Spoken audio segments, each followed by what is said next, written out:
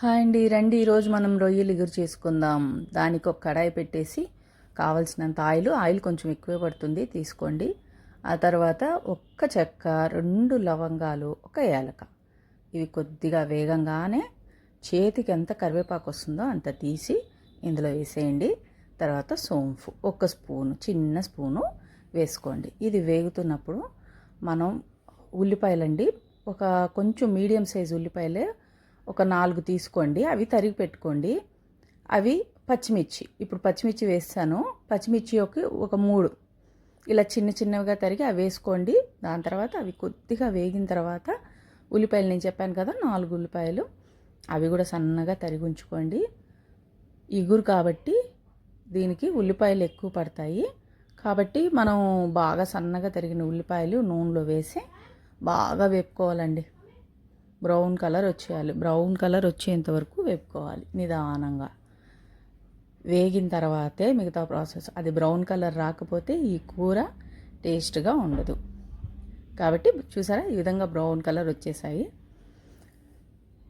ఇప్పుడు ఇందులోకి పెద్ద స్పూను అల్లం వెల్లుల్లి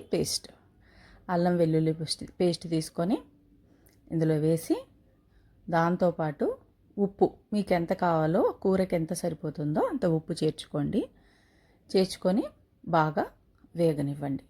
పచ్చి వాసన పోవాలి అల్లం వెల్లుల్లి పేస్ట్లో. చూసారు కదా, ఇప్పుడు ఈ పచ్చి వాసన అంతా పోయింది. ఇప్పుడు మనం ఒక 2 టమాటాలు అండి, మీడియం సైజువి 2 టమాటాలు సన్నగా తరిగి పెట్టుకున్నవి, అవి కూడా ఇందులో వేసేయాలి. వేసి అవి కూడా బాగా కొంచెం సేపు గరిటెతో వేపుకోవాలి. మూత పెట్టి 1 నిమిషం వేగనివ్వాలి. ఎలానో ఉప్పు వేసాం కాబట్టి టమాటాలు కూడా త్వరగానే వేగిపోతాయి. వేగనివ్వాలి. వేగిన తర్వాత ఇలా ఉంటుంది. ఇప్పుడు వేగిందో లేదో ఒకసారి చూసుకోండి. ఒకవేళ వేగకపోతే కొంచెం టమాటాలు వేగనివ్వండి, 1 నిమిషంలో వేగుతాయి. ఇప్పుడు వేగిపోయింది కాబట్టి మసాలాలు వేసుకుందాం.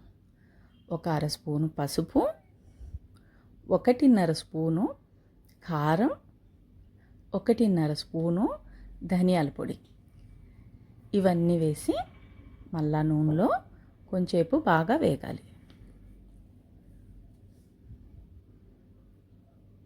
అది కొంచెం ఆ పచ్చి వాసన ఉంటుంది కదండి మసాలాలో, మాడకూడదు. మాడకుండా అవన్నీ వేపుకోవాలి. వేపుకున్న తర్వాత ఇప్పుడు మన కూరకి రాజు అదేనండి, రొయ్యలు, ప్రాన్స్. చిన్నవండి, చిన్న రొయ్యలు ఇవి. ఈ కూరకి చిన్న రొయ్యలు అయితే చాలా బాగుంటాయి, ఇగురు కదా. కాబట్టి చిన్న రొయ్యలన్నీ ఇవి 1 కేజీ మీద తీసుకున్నానండి. కేజీకి పైనే ఉన్నాయి. అవి బాగా క్లీన్ చేసుకున్నాను.